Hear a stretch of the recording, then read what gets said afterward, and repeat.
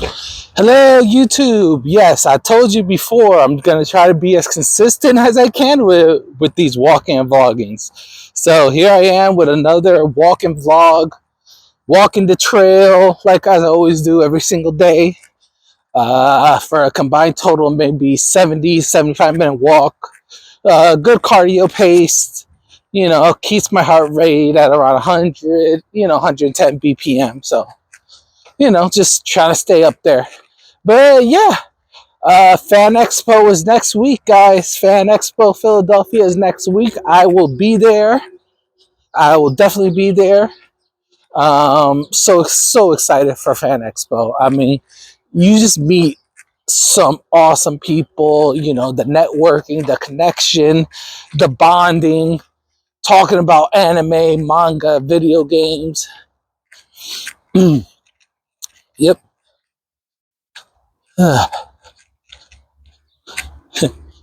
Got more people walking the trail.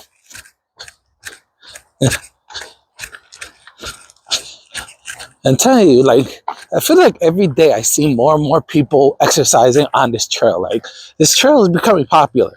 It honestly is. It's a bit cooler today. It's around 55 degrees, but honestly, with the way I'm sweating, I honestly wouldn't know that it's 55 degrees outside because I am like sweating so much. But yeah, I mean, Fan Expo's next week. Super excited. Sadly, don't got money to see the celebrities, but they do have some free panels for some of the celebrity people, so I might attend those just to, get a chance to maybe ask them a question and stuff like that. You never know. Um, there's some great craftsmanships, artworks, and stuff like that. I gotta see about the cosplay competition because I mostly go there to just talk to people about their cosplay costumes and stuff like that. So hopefully I'll be able to get some of those on videos. A lot of people are camera shy, so they don't like to be, photographed and videographed. And, you got to respect their decision. So, always got to respect personal boundaries and personal space. So, yeah, hopefully I can get a few people. Sadly, a friend of mine's Hector, he can't make it this year because he has to work. But, got to make money. Got to make money. So I don't blame him. If I had to work too, I'll probably work instead of going to Comic-Con. Sometimes work is important. You got to pay the bills. So sometimes, you can't make those budgetary decisions, and Comic-Con has to go. So, but yeah, I did start the comic book. Yesterday, I did say I was writing a comic book series. I am using a program and service called Dashtoon Studios. They are a service that I'm using to generate the illustrations because sadly I couldn't find an artist. For one, I don't have the financial means to pay for an artist, and two, many artists did not want to jump on the project because it would be a voluntary project. Basically, it'll be an unpaid voluntary project, even though they will get credit. And if the series becomes somewhat of financial success, they will reap the profits of it. They didn't want to take the risk, so they didn't jump on board. So I'm kind of forced to use Dashtoon Studios to create the illustrations and stuff like that. Hopefully it attracts some form of an attention. I know Dashtoon Studios actually has their own built-in mobile app, and once you create, I think it's five issues, they allow for monetization and stuff like that. So see how that goes. Yeah, I mean, it's not really much. It's honestly a lot harder for me because I'm very meticulous with how I want the panels to look and stuff like that, which is why I wanted an actual artist to help me with the illustrations and do the illustrations, because I have very specific thoughts and images in my head. So sadly, that did not work out. So, going this route. So far, it's pretty decent. I mean, I am in kind of seeing a lot of issues because of my lack of knowledge of how to use this software and use this service. So I've been watching a lot of tutorials and taking a quote unquote free master class on how to use it. Hopefully, I use it right. Before I publish it, I'll probably do a quick test of it. A friend of mine did say that she will give me an honest feedback of the issue when it's done. So, crossing my fingers that she does, so I could really fine tune it and stuff like that before I officially publish it on Dash Tunes website.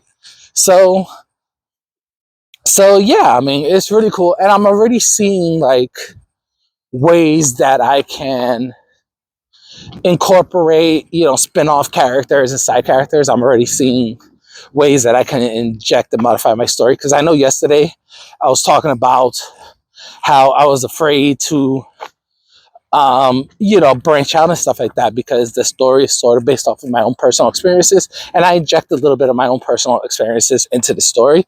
So, but it's a work in progress. So yeah, trying to trying to see, because it's very hard, because at the same time it's like we are now in this era where authenticity is extremely important and less stereotypical aspects. Because honestly, it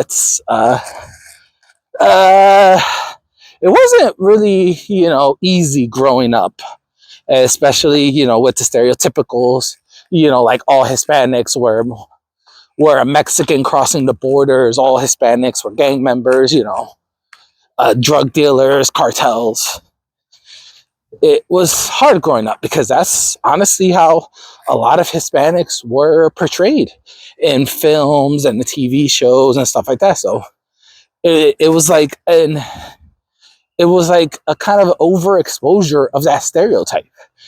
Speedy Gonzalez, Mexican, with the big sombrero, the dangerous gangs, Latin Kings, the M13s, the MK16s and stuff like that, the Latin gangs. They gave a lot of Hispanics a bad rep. And studios, film studios and TV studios, and even artists, back in those days, they took advantage. So a lot of Hispanics were drawn and portrayed in a very, very racial and stereotypical and not authentic to how, all Hispanic families are. It's kind of hard, because there's like so many Spanish countries, and they all have their own different, cultures and heritages, and it's kind of hard, honestly. So, but going the cop out route and doing a stereotypical Hispanic Mexican is kind of like, yeah, no, we kind of moved past that. We're in 2024, so, and it could be translated to just about everything. I mean, stereotypical Asian, stereotypical gay, like stereotypical black. So it's not just like, it's a universal issue. And it's like, yeah, sometimes I just want to be represented right, there's nothing wrong with wanting to relate to a character that feels authentic to actually you. There's nothing wrong with that. So I guess that's sort of how I want to approach this comic, as like, not just in a way of forcing authenticity, but being honest about myself and my likes and dislikes.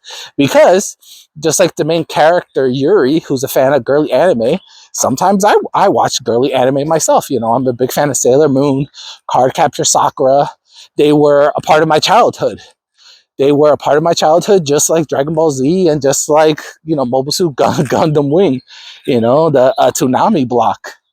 God, the Toonami block, that was just like, I honestly miss the Toonami block. I mean, I know, like, in my cable, They do have an anime channel. It's like 24/7 anime. It's awesome. And they like really show off a whole bunch of different animes, and a lot of stuff is like classics and stuff like that. So, uh, but yeah, nothing beat Toonami. Like Toonami was like the GOAT, the OG. Like Toonami was just ahead of its time.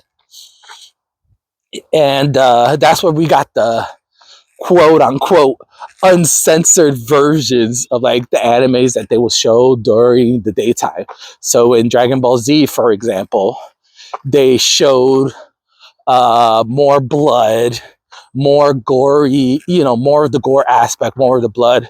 Same thing with Mobile Suit Gundam. They showed a lot more explosions and a lot more injuries. They didn't really hide it. So yeah, but growing up, Sailor Moon, I did watch Sailor Moon, and I was a big, I was a big fan of Tuxedo Mask as well as Sailor Mercury. I had a huge crush on Sailor Mercury. My cousin, who I would watch Sailor Moon with, she was a huge fan of Sailor Mars. She still is. She's a huge fan of Sailor Mars. So yeah, same thing with Cardcaptor Sakura. This was before like the whole Yu-Gi-Oh and like Pokemon craze. So those animes are a part of my childhood. And growing up, it was hard. Growing up, especially in the schoolyards, to talk about, oh, what's your favorite cartoon? And at that time, Fox Kids, it was X-Men the animated series, Batman the animated series, Spider-Man the animated series. Those were huge back then on Fox Kids, like around 92, 93, and stuff like that. Of course, later on, the WB became kind of primary in that aspect, with the whole New Adventures of Batman, Superman, the animated series, and stuff like that. So I kind of diverged a lot and watched that. But Fox Kids still had like Iron Man, the animated series, and what's that? There was another show, Wally's World. I used to watch that. So yeah, like those shows, and those shows were more gravitated to actually the male demographic, boys, boys and actually teens, young teen boys. So to be in a schoolyard and say like, oh, I like Sailor Moon and I like Cardcaptor Sakura, was not the best. It was not the best to say that. It honestly wasn't. You would get picked on a lot, and there will be a lot of fist fights in the schoolyard about you being girly and all that. Ew. So yeah, so I think that was, one of the aspects of, something I wanted to put into the comic, just that little experience. Obviously it didn't, I guess in a way it did detriment me, but in a way it didn't, because I wasn't as badly as a Yuri is, I still socialize, I still have my core friends and stuff like that. But yeah, like it was really like those are the things I want to incorporate into this story, and it actually, one of my first core group of friends, who me and her were sort of romantic, but we never really officially labeled our actually friendship and our relationship. She was one of the first ones, and I think that's why I modeled Rena's personality after her, because she was more outgoing and she was more adventurous, and she loved like these adventurous animes. She was like who gives a crap like what you like? You like what you like. And sometimes we would watch like on her cell phone, we would watch anime like on her phone, like in the library and stuff like that. It was, we would get in trouble sometimes, but it was good times, man. It really was good times. So yeah, those are like some of the little experiences I want to bring into the comic. And this is why I really wanted to find a human artist, because it's a lot easier, because the human artist could also input some of his experiences into the characters' expressions and stuff like that, instead of relying on a service like I'm doing that has it has a lot, don't get me wrong, this service has a lot. The program has a lot that you could do and stuff like that. So, but it's still rigid because it doesn't have that human flexibility, that human creativity. It just doesn't have that. So, it sucks in a way. My first comic will be this way, but at the same time, I'm still taking it as a learning tree. So that way that when I do, it's not if, but when I do find a human artist, I'm more aware of his struggles and stuff like that when it comes to illustration, and it's a more bridge. Like I could have a better bridge connection between me, the writer, and the person, the artist. So because I'm trying to figure this stuff out, especially when it comes to digital, which a lot of comic book artists now they're switching straight to digital. Me learning these different softwares and stuff like that. It's a great way so I can understand like exactly like the limitations and just the struggles, so that way I could better convey how I break down my panels, how I break down my words, how I want each scene to go. It will give me a better understanding with the artist because I understand, because I have some experience working with a comic book program. So, I could better write the panels in a way that's better understanding, break down my shots in a way that's more understanding, break down the dialogue and stuff like that, break down lettering so that way the letters fit more into the bubbles, better spacing. It's a learning curve. So when I do get an artist, when I do find an artist, the collaboration will be easier because I would understand better. So, but it still sucks that I'm kind of using this service. It really does. I really wanted a human artist, but it is what it is. You can't. Sometimes you just got to rub some dirt on rub some dirt on it and keep on moving forward. Despite what people think, I know a lot of people are going to be upset about the decision, but at the same time, it's like, it is what it is. I really want this comic to be made, but sadly, given my financial circumstances and stuff like that, I just don't have the money to pay an artist. But that shouldn't stop me, at least for the first issue. It shouldn't stop me from, creating this comic book. I'm still writing it. I'm still doing the rough storyboards and stuff like that. It's just the illustration of it. Sadly, it's with this service. And, the next issue, hopefully, or the next, I guess, the next comic book series, because obviously this issue will have to be with service in order for me to start getting monetization and stuff like that. And then hopefully it will do well, that I can start generating income, that I can afford a human artist. So, but yeah, that's pretty much where I am at with the comic. I think I have 5 pages generated so far. Working on the 6 right now. Like I said, there's still a lot of things, a lot of quirks and kinks I'm working out. So yeah, pretty much about 5. About 5 or 6 pages in. I'm roughly going for 15 to 20 pages. About a quarter of the way there. About a quarter of the way there. So it's just a lot of barriers to be learning this software. This software is not easy at all. It really isn't. It's user friendly in a way because it looks like Photoshop almost.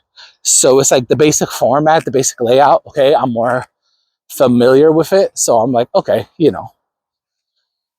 at least I get the basics. But, actually putting it together, putting the bubbles in and stuff like that, putting in the illustrations and, sizing in and stuff like that.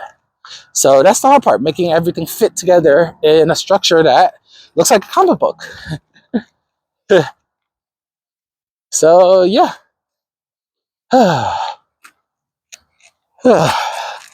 So that's pretty much, that is my walking and blogging. If you like this sort of content, once again, guys, like, share, subscribe down below. Do all that great YouTube algorithm that they love to do. You know, do it so that way I can get more exposure. And pretty much, guys, have an awesome weekend. And don't forget, I'll be at Fan Expo Philadelphia next week.